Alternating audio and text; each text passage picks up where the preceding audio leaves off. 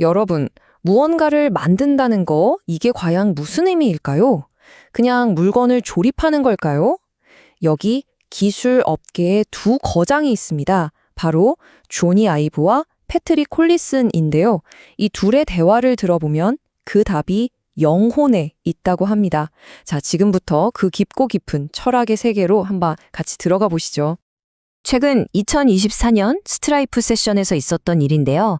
패트릭 콜리슨이 조니 아이브를 소개하면서 이런 말을 합니다.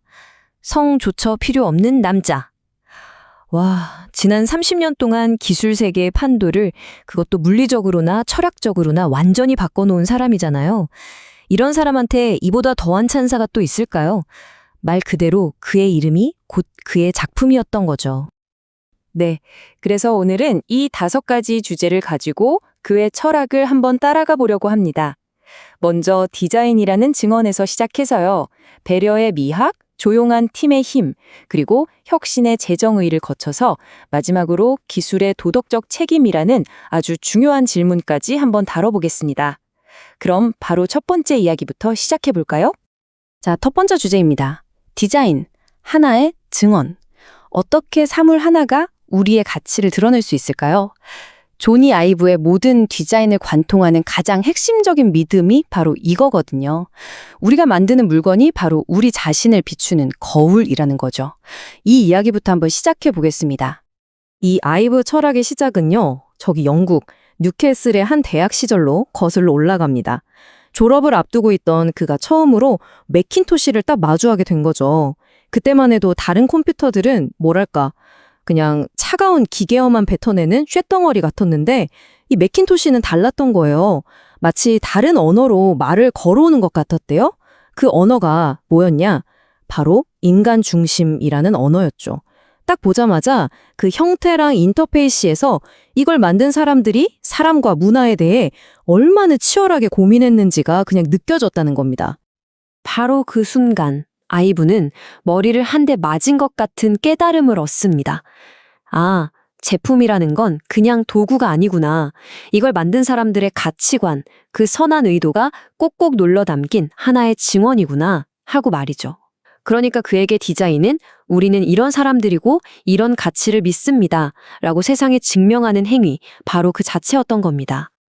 자, 이제 두 번째 주제로 넘어가서 아이브 철학의 가장 핵심, 거의 심장부라고 할 수 있는 부분으로 들어가 보겠습니다. 바로 배려의 미학인데요. 어떻게 그 눈에도 잘 띄지 않는 사소한 디테일 하나가 제품의 영혼을 만들고 기술을 예술로 만드는지 한번 같이 보시죠. 제가 질문 하나 드려볼게요. 제품 상자를 열면 케이블 같은 거 들어있잖아요. 그걸 감싸고 있는 포장에 아주 작은 탭이 하나 달려있죠. 어차피 뜯고 바로 버릴 그 탭 하나를 디자인하는데 얼마나 시간을 써야 할까요? 한 1초? 10초? 아마 대부분은 그걸 왜 신경 써? 라고 할 겁니다. 근데요, 조니 아이브는 달랐어요. 이 과정을 한번 머릿속으로 그려보세요. 여러분이 상자를 열고 케이블을 꺼내려고 그 작은 탭을 딱 당기는 순간. 근데 그 탭이 아무 저항 없이 정말 부드럽게 스르륵 하고 풀리는 거예요. 바로 그 찰나의 경험. 그때 우리는 무의식적으로 느끼게 됩니다. 아, 누군가 나를 위해 정말 신경 썼구나 하고 말이죠. 조니 아이브는 바로 이 경험을 영적인 것이라고까지 표현합니다. 이건 그냥 기능이 편하다 이런 차원의 문제가 아니라는 거예요. 이걸 만든 사람이 사용자에게 보내는 말 없는 사랑, 일종의 교감이라는 거죠. 기술과 인간 사이의 그 차가운 거리를 메워주는 따뜻한 무언가, 바로 그런 겁니다. 사실 이 생각은요, 아이브의 가장 위대한 파트너였던 스티브 잡스의 철학과도 정확히 같아요. 잡스는 우리가 무언가를 잘 만드는 것 자체가 인류에게 보내는 감사의 표현이라고 믿었거든요. 그러니까 이 사람들에게 디자인은 그냥 문제 해결 기술이 아니었던 거예요. 우리 인류라는 종을 진짜 조금이라도 더 나은 존재로 만들고 싶다는 거의 도덕적인 시도에 가까웠던 거죠. 자, 세 번째 이야기로 넘어가 보죠. 조니 아이브의 디자인 프로젝트 중에서 가장 중요했던 걸 꼽으려면 아이폰일까요? 맥북일까요? 아닙니다.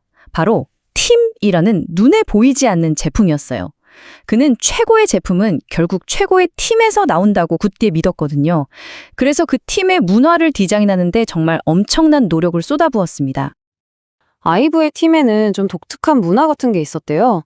예를 들면 팀원들이 돌아가면서 서로 아침밥을 직접 해주는 거예요. 그리고 굳이 딱딱한 회의실에 모이는 대신 서로의 집을 오가면서 편하게 일했죠. 아이브가 직접 그랬대요. 아니, 누가 회의실에서 시간을 보내고 싶겠어요 하고요. 이렇게 서로의 삶을 나누면서 쌓인 끈끈한 유대감이 그냥 직장 동료 그 이상의 신뢰를 만들어낸 거죠. 여기 이 두 그림을 보면 그 차이가 확 느껴지실 겁니다. 왼쪽처럼 일반적인 회의는 어때요? 보통 목소리 제일 튼 사람이 주도하게 되잖아요. 하지만 오른쪽, 아이브가 원했던 팀은 가장 조용한 사람의 목소리까지도 지켜주는 그런 안식처 같은 곳이었어요. 그 스스로가 꽤 내성적인 사람이어서 그랬는지 회의실에서 가장 조용한 사람, 그 사람에게서 나올지도 모르는 엄청난 아이디어를 놓치는 걸 제일 두려워했다고 합니다. 네 번째 주제는 바로 혁신입니다. 보통 실리콘밸리 하면 딱 떠오르는 단어 있잖아요. 파괴, 파괴적 혁신. 그런데 조니 아이브는 바로 이 단어에 대해서 아주 근본적인 질문을 던집니다. 과연 그게 진짜 혁신일까? 진짜 혁신이란 뭘까? 하고 말이죠. 이 표를 보시면 조니 아이브의 생각이 아주 명확하게 보입니다. 일단 파괴적 혁신. 그는 여기엔 별로 관심이 없어요. 왜냐? 그냥 부수기만 하고 더 나은 걸 만들지 못하면 그게 무슨 의미가 있냐는 거죠. 그리고 차별화 중심 혁신. 이것도 마찬가지예요. 그냥 남들이랑 달라 보이려고 바꾸는 건 의미 없는 변화라는 겁니다. 아이브가 유일하게 진짜 혁신이라고 생각하는 건 바로 이 고양 중심 혁신입니다. 뭐냐 하면 우리 인간의 경험을 진정으로 더 좋게, 더 낫게 만들려는 그 진지한 노력. 그게 바로 진짜 혁신이라는 거죠. 자, 그렇다면 이런 진짜 혁신을 하려면 도대체 뭐가 제일 필요할까요? 그 해답은요? 아이브가 자비 인생에 가장 큰 영향을 준 사람이라고 말했던 인물, 바로 스티브 잡스가 남긴 교훈 안에 있습니다. 이게 바로 스티브 잡스가 가르쳐준 집중의 진짜 의미입니다. 우리가 보통 생각하는 그냥 할 일 목록 정리하는 그런 게 아니에요. 진정한 집중이란 정말 끝내준 아이디어가 있어요. 밤에 잠도 안 올 정도로 너무너무 하고 싶은 그런 아이디어. 그런데 지금 내가 가야 할 길에 온전히 힘을 쏟기 위해서 그 사랑하는 아이디어에 아니오라고 말하는 겁니다. 그 고통스러운 포기를 감수하는 결단. 바로 그게 집중의 본질이라는 거죠. 자, 이제 오늘 이야기의 마지막이자 어쩌면 가장 무거운 주제로 넘어가 보겠습니다. 바로 기술의 도덕적 책임에 대한 이야기입니다. 특히 요즘처럼 AI 같은 강력한 기술이 막 쏟아져 나오는 시대에 이걸 만드는 사람들은 과연 어떤 책임을 져야 할까요? 이 그래프를 보면 조니 아이브의 걱정이 뭔지 바로 알 수 있습니다. 자, 왼쪽 막대. 옛날 산업혁명 때는요, 사회가 새로운 기술에 적응하고 법이나 제도를 만들 시간이 수십 년은 주어졌어요. 그런데 오른쪽, 지금의 AI 혁명은 어떻죠? 속도가 비교가 안 됩니다. 어쩌면 우리는 몇 달, 아니 몇 주 만에 세상이 바뀌는 걸 경험하게 될지도 몰라요. 아이브는 이 속도가 거의 위험한 수준이라고까지 경고합니다. 그리고 이 표가 문제의 핵심을 정확히 보여주죠. 한번 보세요. 스마트폰, 소셜미디어, 인공지능. 전부 다 처음에는 세상을 더 좋게 만들자는 정말 긍정적인 의도로 시작됐잖아요. 그런데 그 의도치 않은 결과는 어땠나요? 우리는 지금 디지털 중독, 극심한 사회 갈등, 일자리 걱정 같은 문제들을 끌어안고 살고 있습니다. 바로 이 지점에서 아이브는 도덕적 소유권이라는 아주 강력한 개념을 이야기합니다. 아, 저는 좋은 뜻으로 만들었어요. 나쁜 의도는 없었어요. 이런 변명 뒤에 숨으면 안 된다는 겁니다.